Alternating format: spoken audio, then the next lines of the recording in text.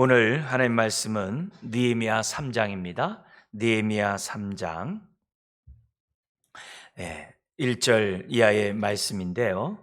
우리 5절까지 한 절씩 교도하도록 하겠습니다. 구약 729페이지 3장 1절입니다.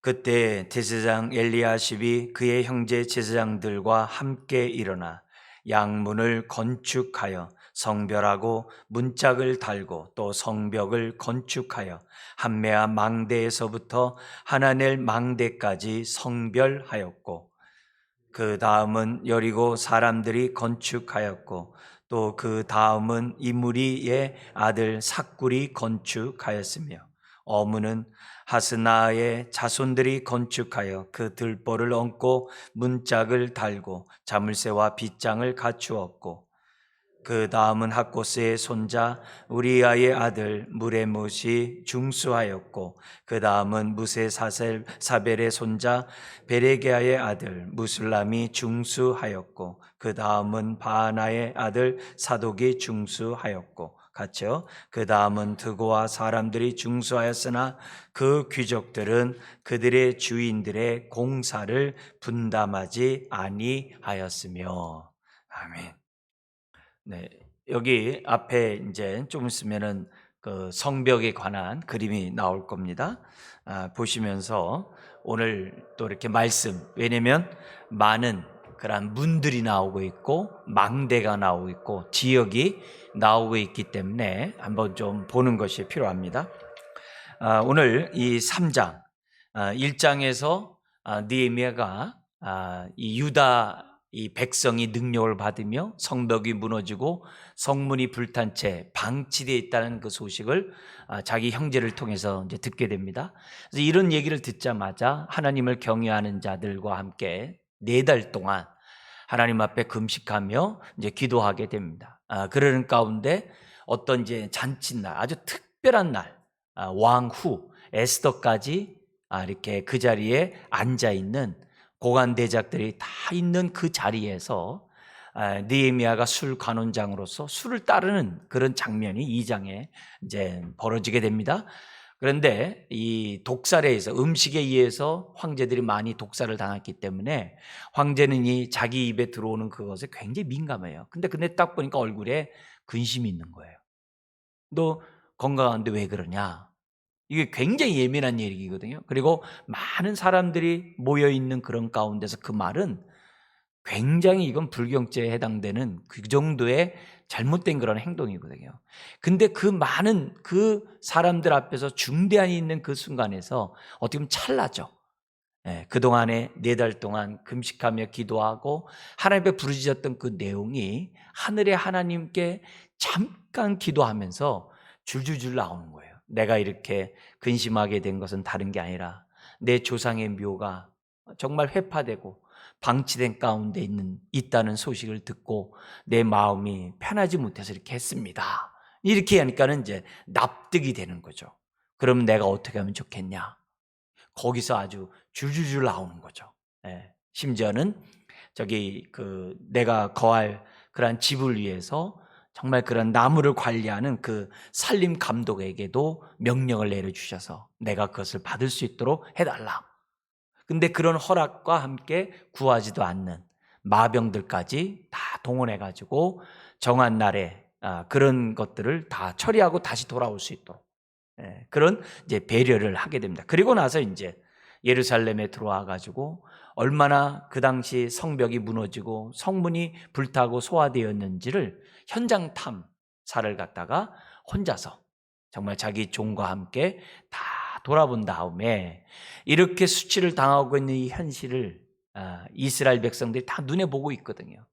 이렇게 왜 이런 모습으로 있어야 되는가? 생활하고 있습니다만 정말 선뜻 누구도 나서지 못한 그런 상황에서 느헤미야가 자기가 하나님의 은혜 가운데 사명을 받고 이 자리에 왔다. 왔다. 그리고 왕도 나에게 이런 조서를 다 이렇게 허락을 했다. 그래서 우리들이 정말 이 성벽을 재건함으로 다시는 수치를 당하지 말자. 거기에 이제 사람들이 이제 불을 당긴 거죠. 그러자 주변에 있는 대적자들이 반대하면서 막 이렇게 시위를 하자 거기서 총독의 얘기를 하지 않아요. 하나님의 이름으로 그들을 책망하며 우리와 함께 분깃이었다.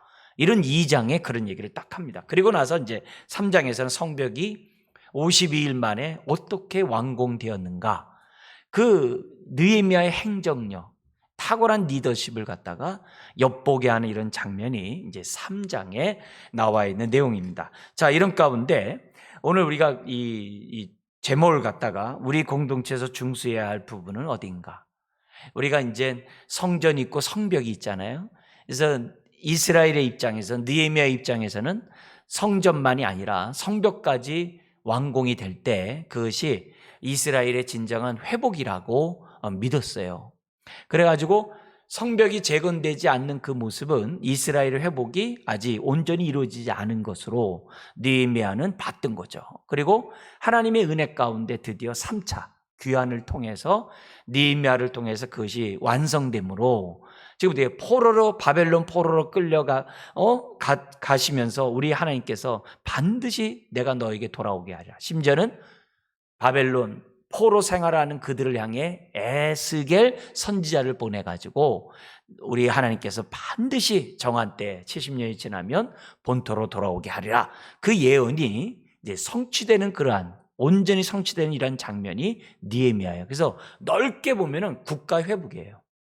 근데 우리가 이 제목은 우리 공동체 회복이라는 좁은 의미로 얘기했어요. 더 좁게 얘기할 수 있어요. 우리 건강한 개인, 건강한 교회에 정말 재생산을 비전으로 삼고 있는 우리 교회에서는 이 부분을 더 좁게 얘기할 수도 있죠.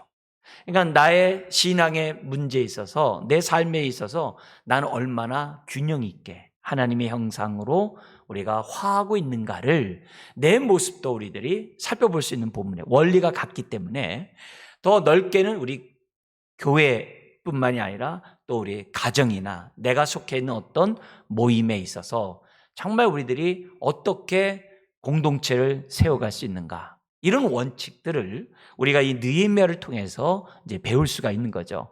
이제 그런 의미에서 우리는 이제 좀 더 우리가 이제 우리 교회 공동체 입장에서 오늘 제목을 삼고 그 원리를 우리 개인과 우리 가정에게도 이렇게 연상하시면서 여러분들이 생각하면서 이 말씀을 보면 또 여기서 우리 주는 은혜가 있으리라고 믿습니다. 자, 여기에서 이 세 가지 우리의 교훈이 뭐냐면, 우리 교회에서는 1인 1사역을 지금 원칙을 하고 있어요. 왜 그러냐? 하나님의 구원에는 은사가 포함되어 있기 때문에 그래요. 그래서 목사의 사명, 목사와 교사의 사명은 성도를 온전케 해서, 무장시켜서 미니스트리, 사역, 봉사 일을 하게 해서 그리스도인을 세우는 것이 목사의 사명이에요.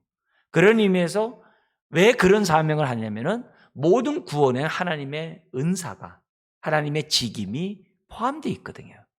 그래서 각 사람의 은사에 따라서 은사를 발견하고 은사에 따라서 섬기게 함으로 그리스도 몸을 세워야 될 하나님의 부르심이 저와 여러분 모두에게 있다는 거예요. 그래서 교회에서는 1인 인사역을 통해서 교회가 건강한 교회를 세우고자 하는 그런 목표를 가지고 있습니다. 그렇기 때문에 우리가 방금 몇 절 안 읽었습니다만 그 다음이 계속 나와요. 그 단어가 반복해서 끝까지 나오는데 3장에서. 그래서 오늘 내가 교회를 바라보면서 정말 내가 중수해야 될 부분은 뭔가, 정말 내가 지금 중수하고 있는 그 부분이라고 한다면 이 부분을 온전케 하기 위해서 또 어떤 은혜가 하나님께 필요한가, 나는 정말 교회를 얼마나 건강하게 세워가는 자로서 신앙생활하고 있는가를 한번 우리들이 이 본문을 통해서 한번 생각해 봐야만 한다는 거죠. 두 번째 부분은 우리가 이 메시지에서 우리가 알아야 될 것은 뭐냐면, 우리 한번 같이 한번 강의 한 읽어볼까요?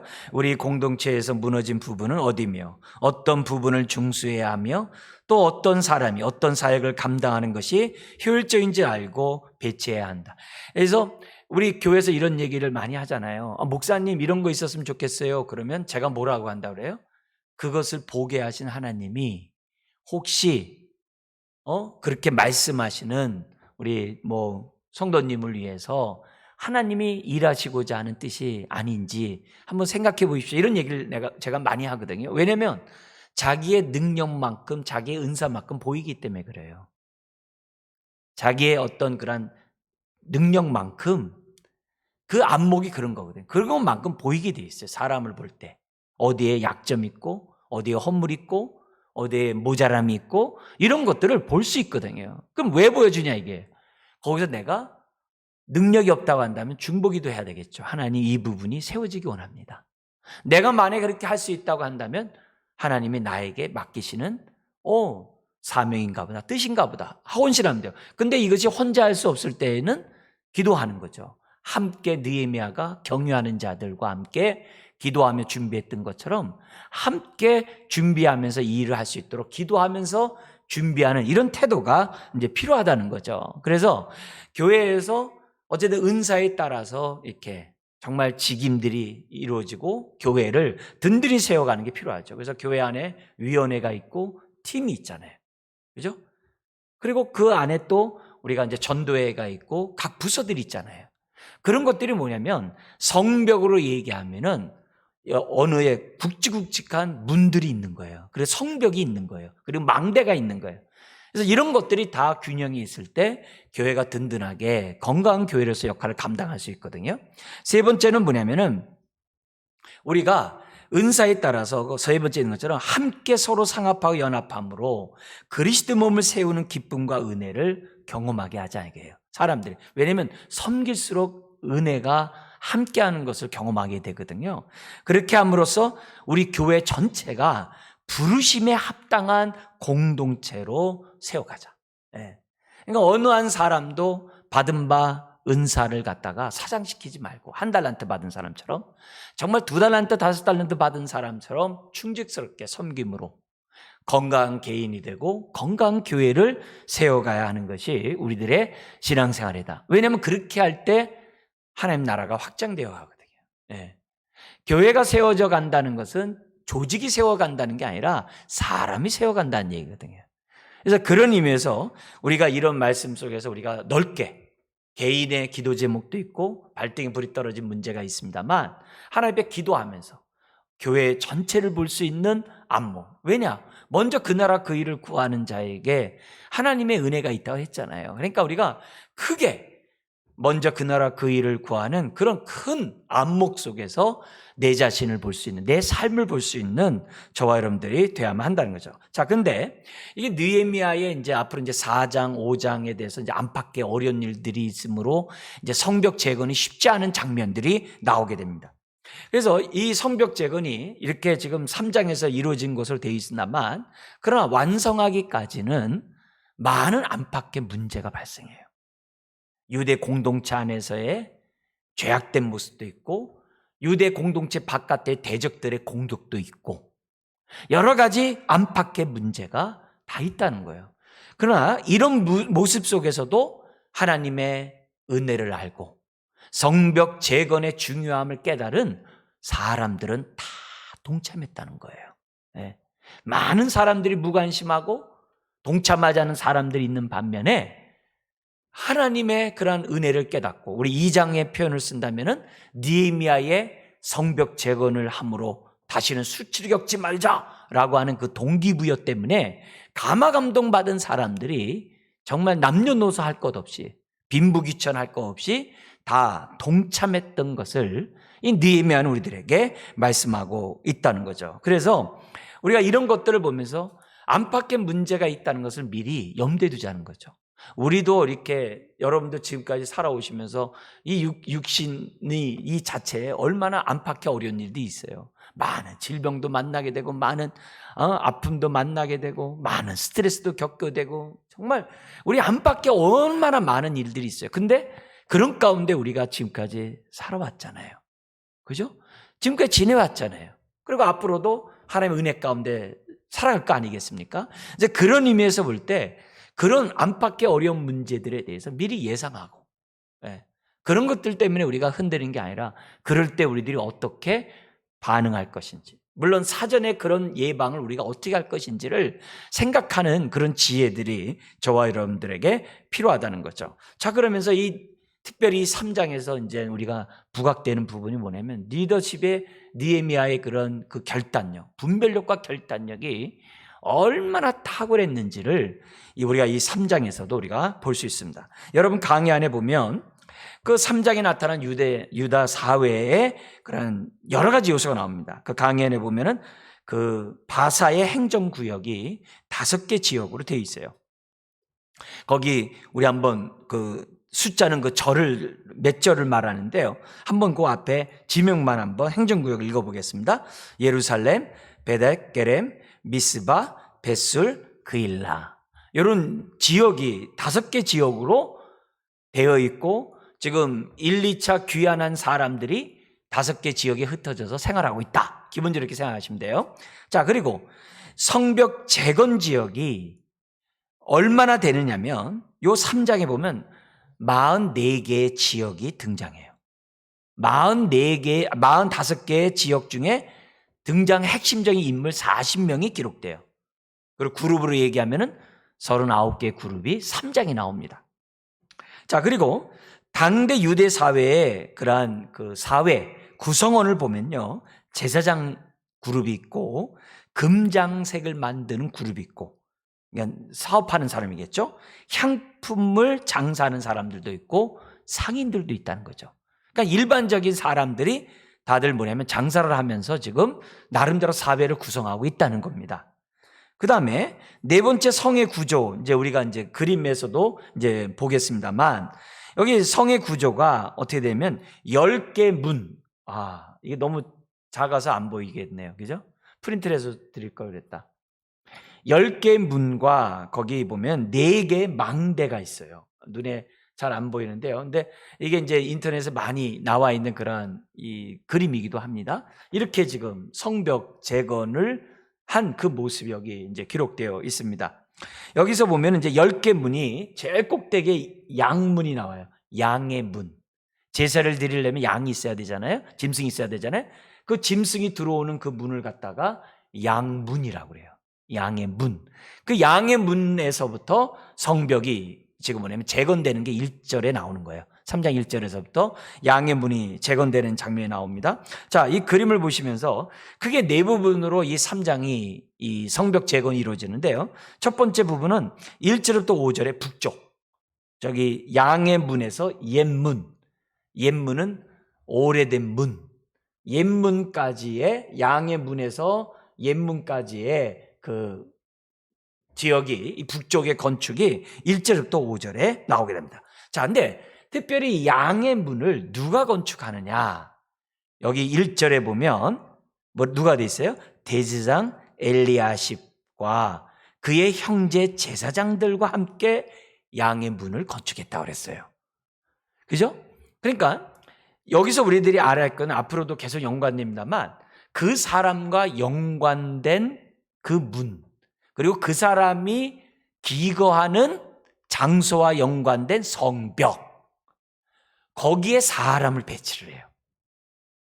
그러니까 동참하는 사람들이 당신 어디 사람이냐, 당신 어디 사람이냐, 딱 그 사람에게서 당신은 어디서부터 어디까지 성벽과 문을 하십시오. 그 그룹들을 갖다가 져주는 거예요. 그러니까 양문이 짐승의 제사가 왔다 갔다 하는 그곳은 당연히 누가 관련이 있어요? 제사장이잖아요. 그리고 그 지역에 제사장이 살고 있었다는 거예요. 그래서 그 자신들이 살고 있고 자신과 연관되어 있는 그 직업과 연관되어 있는 그 문을 느헤미야가 건축하게 했다는 거예요. 예. 그리고 나서 2절 3절에 보면은 양문과 어문은 뭐냐면 고기예요. 고기. 피쉬. 그러니까 이 고기들이 넘나다니는 그 어문 사이를 여리고 사람들이 뭐냐면 건축하게 했고, 그 다음에 나오는 삭굴이 건축하고 뭐 하스나 사람들이 건축하게 했다. 근데요, 요 양문 곁에 뭐가 있냐면, 양문으로 들어오면은 뭐가 있냐면은 베데스다 연못이 있어요. 그래서 베데스다에서 뭐예요?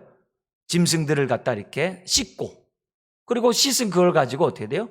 하나님 앞에 제물을 드리는 그런 일들. 또 성전의 기구들을 닦을 수 있는 그러한 장소들이 베데스다예요. 베데스다 연관해서 잠깐 말씀드린다면은 예수님 당시에 베데스다에 38년 된 중풍병자가, 그죠?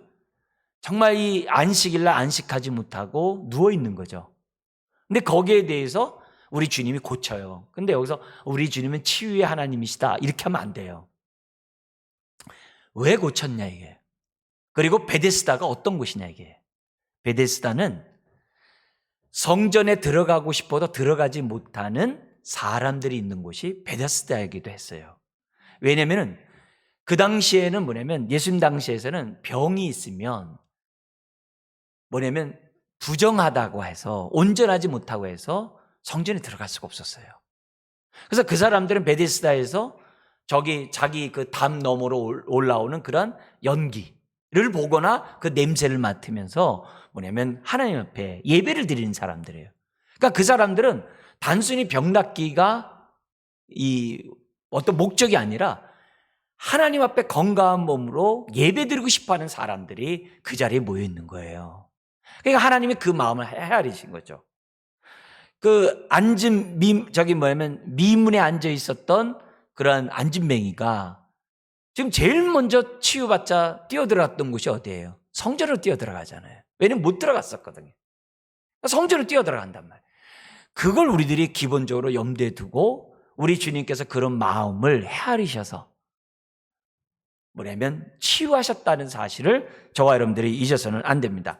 자, 그리고 나서 이 양의 문에 거기 그 양문이 또 어디로 연결되냐면은 나중에 보면 여리고로 가는 그 제자들 나오지 않습니까? 그죠? 여리고로 가는 돌아가는 그 두 제자에게 부활의 주님이 나타나셔서 말씀하신 그런 장면이 있잖아요. 바로 그 여리고로 가는 그 길과 연관되어 있는 그 문이 바로 양의 문이기도 한다는 것을 우리들이 이제 기억한다고 한다면 저런 문들이 그냥 아무나 다니는 게 아니잖아요. 그죠? 저도 왕십리에 살았는데 왕십리 옆에 지금 뭐냐면 큰 문 옆에 이제 뭐냐면 이 작은 문이 있었어요. 그 작은 문이 뭐냐면 시신이 나가는 문이거든요. 그 옛날에 저 어렸을 때 거기 있었어요. 시신이 나오는 4대 문에서 바깥으로 나오는 시신이 나오는 그런 문이 있었거든요. 그리고 저희 동네 그쪽 산동네에 뭐냐면 우리 한센병 환자들이 이렇게 모여서 집단으로 모여서 살고 있었거든요. 그러니까 그런 걸 염두에 둔다면은 그 사람들이 들어가는 문이 다르잖아요. 4대 문이 다 다르잖아요. 우리나라만 해도 똑같아요. 그걸 염두에 두고 우리가 보면은 그만큼 또 여기에 시대 상황을 볼 수가 있습니다. 그리고 4절 5절에 보면 어문과 옛문 사이를 재건한 사람들이 등장하는데 중요한 건 뭐냐면 귀족들은 참여하지 않았다는 거예요. 거기 5절에 보면 드고아 사람들이 하는데 귀족들은 참여하지 않고 일반적인 평민이 참여했다는 거죠. 자, 근데 여기서 우리가 성경 지식을 우리가 좀 더할 것이 뭐가 있냐면 1절에 대제사장 엘리야십에 대한 이 사람이에요. 이 엘리야십은 스룹바벨과 함께 귀환한 예수아 있거든. 그럼 또 여호수아라고도 얘기를 하는데 예수아라는 그 대제사장의 손자예요. 1차 귀환 때 올라온 대제사장의 손자예요. 그게 엘리야십이에요. 근데 이 사람이 얼마나 정말 영적으로 죽어 있는 사람인지 이 사람이 자기 손자가 성벽을 재건하고 이스라엘을 회복하는데 적대적이었던 산발랏의 딸과 결혼시켜요. 그게 이제 13장에 나와요. 이 사람이 대제사장이 그렇게 해요. 근데 요 앞에 있었던 에스라서가 있었잖아요. 에스라서가 어떻게 끝나요? 이방 사람과 결혼한 것에 대해서 이혼하면서 통회하고 자복하는 것으로 끝나잖아요. 그잖아요. 그리고 14년 있다가 느헤미야가 3차 귀환을 한 거거든요. 14년 있다가. 그냥 동시대 사람이에요. 그랬는데 대제사장이 자기 손자를 갖다가 이방 여인과 이방의 딸과 또다시 결혼했다는 거예요. 그러니까 에스라의 그 부흥이 지속되지 못했다는 것을 갖다가 우리에게 보여주는 거예요. 지금 14년 이게 이제 13장은 뭐냐면 다시 느헤미야가 바사 이 황제에게 갔다 다시 돌아왔을 때 사건이거든요. 그 기간이 그렇게 길지 않았다고 봐요. 그러니까 한 세대가 가기 전에 또다시 대제사장부터 악을 행하는 그런 사람이었다는 거죠. 심지어는 이스라엘의 회복을 방해하는 도비아가 나와요. 암몬 사람. 이제 나오거든요. 계속. 이 암몬 사람에게 뭐냐면 성전에 여러 가지 방이 있어요. 성전에서 방이 있는데 그 방에다가요, 사무실을 차려줘요. 이방인이 성전에 들어오면 안 되거든요. 가까이 하면 안 되거든요. 거기에 사무실을 차려주는 이 사람이 누구냐면 대제사장이에요. 그런데 이 사람이 양의 문을 재건했다는 거예요. 여기서 뭘 느낍니까? 네. 그만큼 느헤미야의 동기부여가 강력했다는 거예요. 백성들의 그 열망이, 성벽 재건에 대한 열망이 크니까 이 여기 나온 대제사장도 뭐예요? 그냥 마음이 없이 몸이 따라갈 수밖에 없었다는 것을 우리에게 이제 보여주는 거예요. 그러나 동시에 이 사람은 정말 이름값을 못하는 그런 자로서, 정말 1차 귀화 때는 스룹바벨과 그의 할아버지 예수아가 얼마나 성전 건축을 해서 힘을 합쳐서 했습니까? 근데 손주에 와서는 정치 지도자인 느헤미야와 연합을 못하는 거예요. 연합을 못하고 오히려 회방하는 그런 악을, 이 사람이 이렇게 얘기할 거예요. 이웃과 우리가 평안한 게, 우리가 여기서 편안하게 살 수 있는 게 아니냐, 이웃과 우리가 화평한 게 편안하게 살 수 있는 것이 아니냐라고 현실주의자처럼 행동했는지 몰라요. 유력 인사들에게 정말 뭐 이렇게 그 마음을 누그러뜨리기 위해서 이렇게 했는지 몰라요. 그거는 인간적인 생각이지, 그거는 하나님의 생각이 아니잖아요. 그래서 대제사장이 이런 느헤미야 시대에 이렇게 눈 가리고 아웅하는 사람이 있었다는 것은 우리들에게 여러 가지 많은 것들을 생각나게 합니다. 아닌가 다를까 6장 13장에 가면은 이 제사장 그룹들이 총독 부임한 것을 갖다가 못마땅히 여겼어요. 자기네들이 뭐예요? 정치적인 그러한 역량까지 다 발휘하고, 종교적인 것뿐만 아니라 정치적인 영역까지도 다 자기들이 발휘하고 뭔가 힘께나 쓸 수 있었는데, 갑자기 느헤미야 같은 사람이 와가지고 전체적인 걸 갖다가 좌지우지하니까 이 사람들은 탐탁하지 않았다고 이제 6장에 나오는 것을 보게 됩니다. 그렇지만 하나님이 백성들의 마음을 움직이니까 눈 가리고 아웅할 수밖에 없었던 그런 제사장의 그룹들을 이제 보게 됩니다. 근데 이 사람이 쌓던 그 곳에 책임량이 있는 거죠. 왜냐하면 자기가 살던 그런 연관된 그 지역이었기 때문에 다른 사람들이 52일 만에 성벽을 다 재건하는데 자기만 뒤처질 수 없잖아요. 거기에서 느헤미야의 그런 행정력의 탁월함을 이제 볼 수가 있다는 거죠. 자, 그런 대제사장이 있는 반면에 5절 같은 데서는 평민들, 귀족들도 동참하지 않은 사람들도 많이 있었거든요. 근데 그 평민들이 오히려 이 일에 열심을 품고 하나님을 섬기는, 정말 윗사람의 눈치를 보지 않고 정말 하나님의 마음에 감동된 대로 정말 헌신했던 이런 사람이 나오는 거 봐요. 그래서 우리가 이 1절부터 5절에서 우리가 첫 번째 얻어야 될 이 교훈이 뭐냐면은, 느헤미야는 정말 그 성벽 재건을 위해서 사람들을 효율적으로 배치했다는 것. 정말 이 효율적으로 배치하는, 우리 표현을 쓴다면 은사에 따라 직분을 잘 세웠다는 것. 이게 굉장히 중요한 안목을 주는 거예요. 우리 교회를 건강하게 세우려고 한다면 결국 사람이잖아요. 근데 어떤 사람이냐? 그 은사에 맞는 그 직분자를 세우는 것이 교회의 건강함에 있다는 거예요. 이게 굉장히 중요한 거예요. 그래서 우리가 교회에 이미 직분자들은 다 우리가 뭐예요? 다 하나님의 은혜로 우리가 뭐예요? 세움을 받은 자들이잖아요. 그렇잖아요. 하나님의 은혜로 값없이 다 직분을 받은 자들이잖아요. 그래서 받은 이 은혜를 잊지 말고 감사하면서 우리들이 세워나가는 게 중요하고, 근데 우리가 갖고 있는 우리 교육위원회를 갖다가 예를 들면 세워가는 데 있어서는 지금 많은 사람들이 필요하거든요. 그러니까 교육위원회에 속해 있는 분들은 기도해야죠. 하나님, 이쪽 부분이 아직 중수되지 못하고 있습니다. 이쪽 부분이 연약합니다. 하나님, 이곳에 사람을 세워주십시오. 하나님, 이곳에 사람을 붙여주십시오.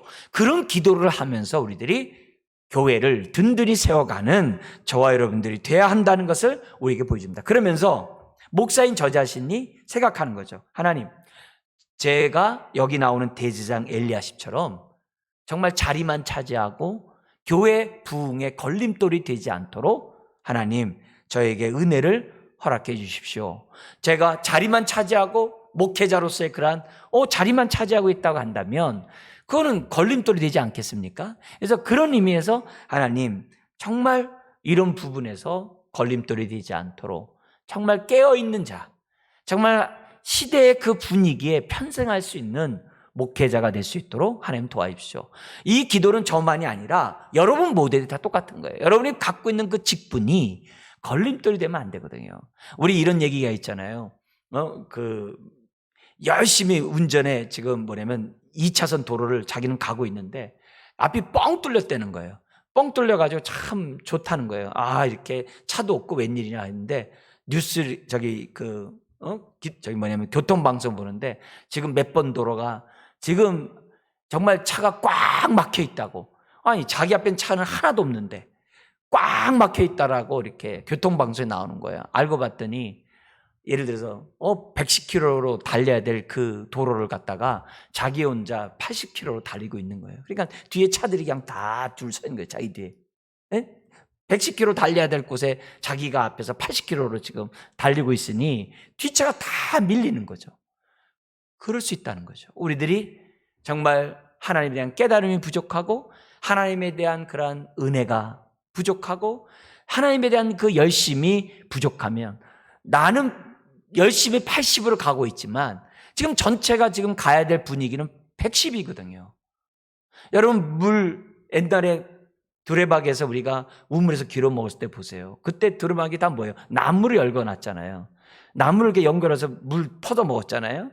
플라스틱이 나오잖아요. 그러면 그 나무가 내리다 보면 드디어 깨지잖아요. 깨진 만큼 물을 못 담거든요.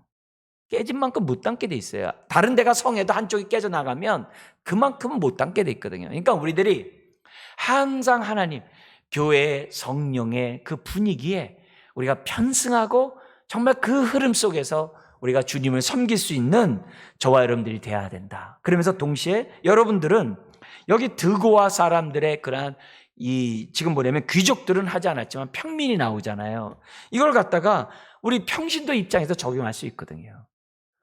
우리 지금 장이 지금 열심히 해야 되는데 여기 엘리야십처럼 지금 80으로 가고 있는 거예요. 자기가 볼 때는 지금 110으로 가야 되는데 80으로 가고 있을 때 지금 어떻게 돼요? 뒤에서 그냥 가만히 있는 게 아니라 지금 뭐냐면 110으로 달릴 수 있도록 옆에서 뭐예요? 독려해야 될 그런 일들을 이게 드고아 평민처럼 해야 한다는 것을 우리가 첫 번째 우리 단락에서 우리가 교훈을 삼을 수가 있는 거죠. 두 번째 단락이 6절부터 13절에 있어요. 서쪽에 저기 뭐냐면 이제 옛문서부터 이제 골짜기 문까지 내려오는 그 지역에 어떻게 이 성벽이 재건되는지를 보여주고 있는데요. 여기 중수라는 이 말 단어 자체가 뭐냐면 강하게 하다라는 뜻이에요. 굳건하게 하다. 이 단어 자체가 그러니까 뭐냐면 이 무너진 부분도 있지만 허술하게 쌓여진 그런 부분도 있다는 것을 동시에 포함하는 그런 단어입니다. 자, 그래서 여기 보면 6절부터 13절까지는 저희 골짜기 문까지 재건한 사람들의 모습이 나옵니다. 자, 근데 여기 구성원이 특이해요. 8절을 보면 같이 한번 읽어볼까요? 그 다음은 금장색 할헤야의 아들 우시엘 등이 중수하였고 그 다음은 향분장사 하나냐 등이 중수하되 그들이 예루살렘의 넓은 성벽까지 하였고. 그러니까 평신도들이 그것도 뭐예요? 지금 뭐예요? 일반 상업을 하고 있는 그런 평민들이 넓은 지역을 갖다가 중수했다라고 기록되어 있다는 거죠. 그리고 여기 보면은 그 명칭이나 금장색, 향품장사 이렇게 하는 거 보니까는 그룹이 있는 거예요. 어느 한 사람이 독점하는 게 아니라 이게 마치 조합이 있듯이 그 지역에 이렇게 그걸 하는 사람들이 정말 어떤 조합을 결성하고 있다는 것을 이 본문 속에서 알 수 있어요. 심지어는 여기 보면 7절과 13절에 나와 있는 내용을 보면요, 지역이 달라요. 원래 자기네들이 사는 그 지역을 중수했는데 자기네들이 거기 살지 않고 지역이 다른 곳에 있는 사람들이 느헤미야가 효과적으로 이곳에 배치를 했다는 것을 우리가 이 두 번째 단락에서 알 수 있습니다. 자, 근데 여기 또 누가 등장하냐면 12절 한번 읽겠습니다. 그 다음은 예루살렘 지방의 절반을 다스리는 할로에스의 아들 살룸과 그의 누가요? 딸들이 중사했고. 아니, 돌을 움직이고 돌을 하는데 남자들만 하지 무슨 딸이 하냐? 여러분, 지금 이런 심각한 위기 속에서는, 그런 상황에서는 남녀노소가 차이 있는 게 아니죠. 여기에 정말 성벽 재건이 무엇보다 중요하다고 믿었던, 성령의 감화 감동을 받은 딸들도 이 중노동에 정말 52일 동안 이루어지는 그 노동에 동참했던 것을 보게 됩니다. 여기서 우리가 얻어야 될 두 번째 단락에서 교훈은 다른 게 아니에요. 주의 일은요, 혼자 하는 게 아니라는 거예요. 주의 일은 서로 상합하고 연락하는 힘을 합쳐야 함을 우리들에게 지금 가르쳐주고 있는 그런 부분이에요. 그래서 교회 안에서는 우리가 미약할 때는 혼자서 일들을 할 때가 있어요. 그렇지만 혼자 하는 게 능사가 아니거든요. 하되 어떻게 돼요? 같은 은사를 갖고 있는 사람과 합력을 해야 되거든요. 합력을 할 때 어떻게 돼요? 삼겹줄이 되는 거거든요. 그만큼 끊어지지 않는 경과함이 되거든요. 예수님도 전도할 때 어떻게 돼요? 혼자 보내지 않잖아요. 항상 둘씩 보내시잖아요. 왜요? 혼자 하는 것보다 둘이 서로 의지해주고 정말 땡겨주고 밀어주고 서로 북돋아줄 수 있는 그런 은혜가 있거든요. 그런 의미에서 우리가 교회를 세워가는 데 있어서 혼자만 기도하는 것이 아니라 하나님, 여기에 지금 뭐예요? 향품 장사들을 모아주시고 여기 보면 금장색들을 모아주셨던 것처럼 하나님, 정말 이 일에 관심 있는 사람들을 모아주십시오. 선교위원회에 관심 있는 사람들 모아주시고, 교육위원회에 관심 있는 사람, 예배위원회에 관심 있는 사람, 봉사위원회에 관심 있는 사람 하나님 모아주셔서 정말 교회가 정말 이 무너진 부분들이 방치되지 않도록 하나님 도와달라고 하는 이런 기도를 저와 여러분들이 해야 됩니다. 그래서 에베소서 4장에 있는 것처럼 서로 상합하고 연락함으로 그리스도 몸을 세우는 것이 얼마나 중요한지를 우리 이 본문을 우리들에게 가르쳐줍니다. 세 번째 단락이 14절부터 19절에 나오고 있습니다. 여기 보면 요 14절이 아주 특이합니다. 여러분들이 아마 우리 지난번에 보기 전에 예레미야서를 우리가 1년 넘도록 우리가 예레미야서를 배웠잖아요. 거기에 등장했던 인물이 여기 또 나와요. 여기 보면 14절에 보면 분문. 분문은 제일 밑에 있어요. 제일 밑에 있어요. 제일 밑에. 분문. 무슨 그림 있죠? 예. 이 분문이에요. 예. 옛날에 우리 그 동대문 쪽에 분문이 있었어요. 그래가지고서 어디까지 갔냐면은 한양대학교 넘어가지고 거기 그 미나리깡 이렇게 얘기해가지고서 지금 아주 우리나라 북쪽에서 굉장히 비싼 그런 아파트 한 채 뭐 20억, 30억 한다는 그 성수동 일대가 다 옛날에 저거 갔다가 다 농사 짓던 곳이거든요. 거기가 그곳이거든요. 거기에 분문. 이게 분문에서 나오는데 이 분문에서부터 이제 성굽에 있는 군기고 맞은편까지 나오는데요. 거기 보면요 이렇게 돼 있어요. 분문은 이렇게 돼 있어요. 분문은 누구라고 그래요? 베닥 게렘 지방을 다스리는 레갑의 아들 말기야가 중수하여 이렇게 돼 있어요. 여기 보면 벳학 게렘이라는 이 단어 자체가 벳이 뭐냐면 집이에요, 집. 그리고 그 뒤에 있는 학게림이 뭐냐면 포도원이에요. 그러니까 포도원 농장을 하고 있는 포도원 농장이 있는 그 지역을 갖다가 벳학게림이라고 보시면 돼요. 근데 거기에 누가 있었어요? 그 지방을 다스리는 자가 누구라고 그래요? 레갑의 아들 말기야. 레갑 그러면 눈이 밝아지셔야 돼요. 우리 신약을 살아가는 저와 여러분들은 레갑 그러면 눈이 밝아야 돼요. 어디냐면 예레미야 35장에서 하나님께서 지금 뭐냐면 신실하게 조상들의 정말 그 약속을 갖다가 지켜온 이 레갑 족속의 후예를 만나게 하는 장면이 성전에 나오거든요. 그게 예레미야 35장에 나오는 그런 장면이에요. 이 레갑은 누구냐면 겐 족속의 하나예요. 겐 족속의 하나예요. 겐 족속이라면 여러분 잘 아시죠? 근데 이 겐 족속의 하나인 이 레갑이 이제 모세와 함께 지금 길잡이를 했던 사람이잖아요. 뭐냐면 이 사람은 원래 유목민이에요. 베르베르인 같이 이게 유목에서 있는 그런 사람이에요. 근데 뭐냐면 모세의 길잡이가 되고 그 같이 이제 이스라엘과 같이 이제 어울려서 살게 되는데 문제는 뭐냐면 딱 보니까 남북이 나뉘게 되고 더구나 북이스라엘이 우상숭배로 타락하는 모습, 이루 말할 수 없는 정말 이렇게 정말 우상을 섬기는 그런 모습 앞에서 이 부모들이 그 당시에 이제 하나님이 엘리야와 엘리사를 보내시잖아요.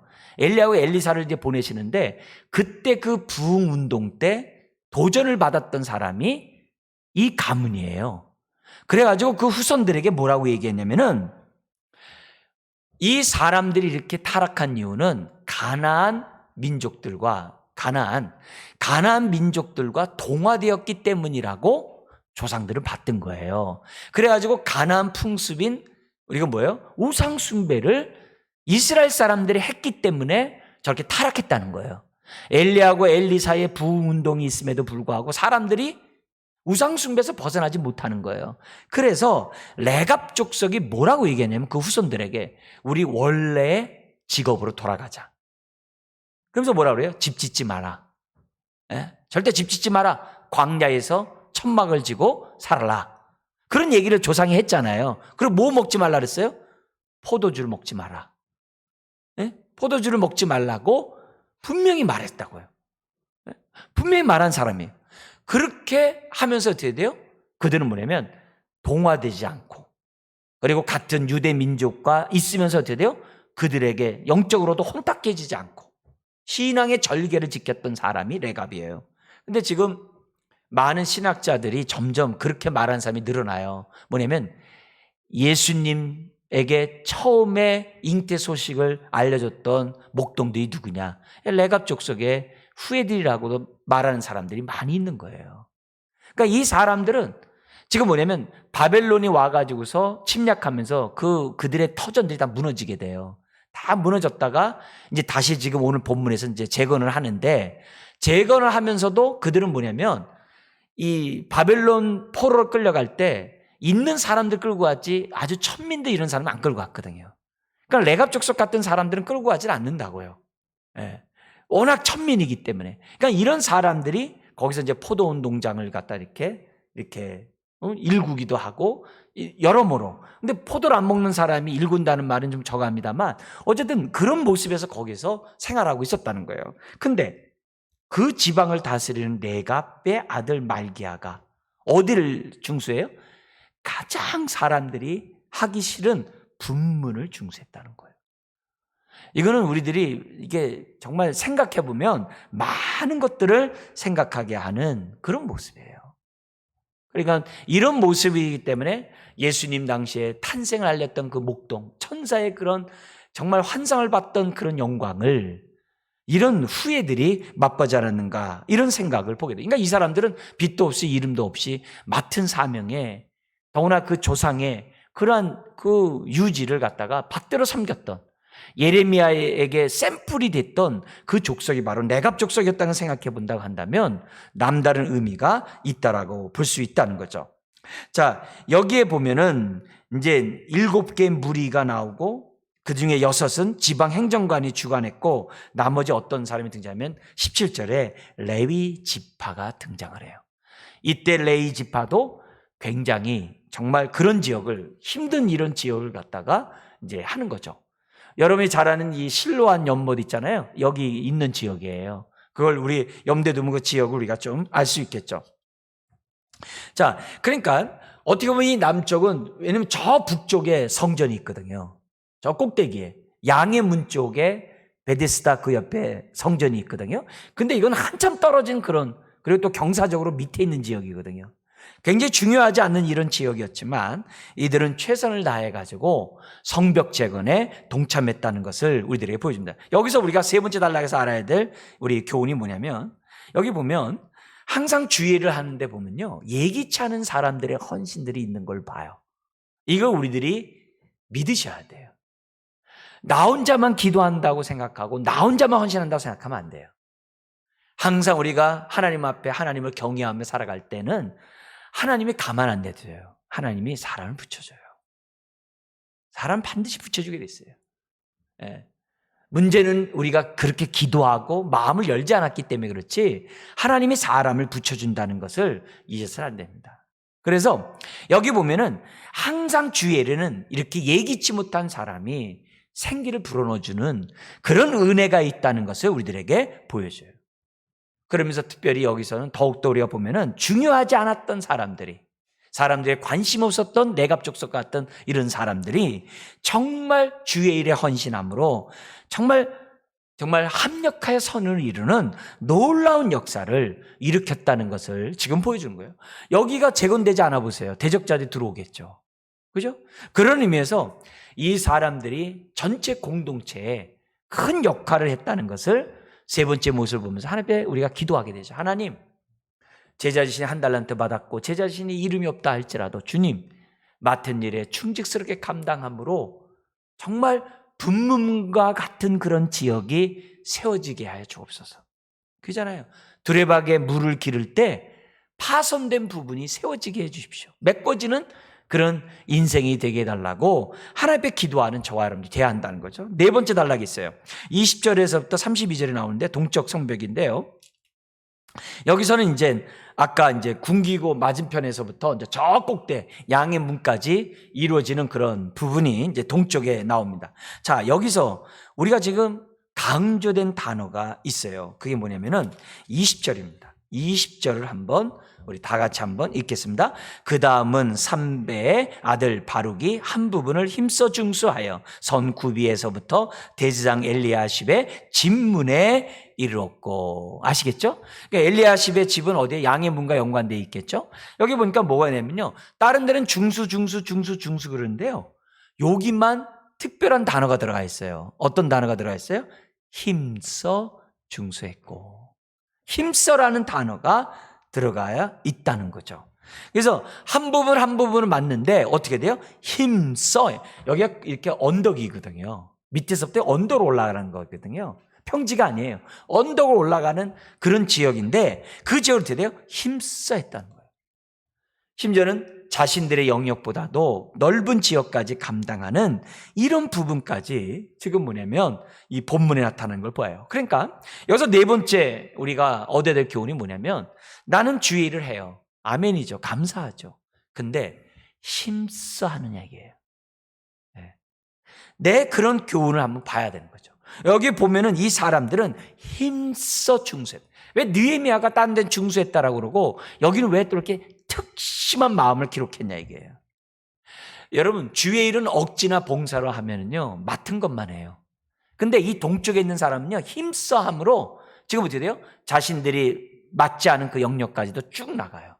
예. 그래서 대제사장이 있는 그 집의 문까지 나갔던 것을 보게 돼요. 그러니까 결국 주의 일이라는 것은요 은혜에 정비례하는 거예요. 은혜 받은 만큼 자기 삶을 드리게 돼 있는 거예요.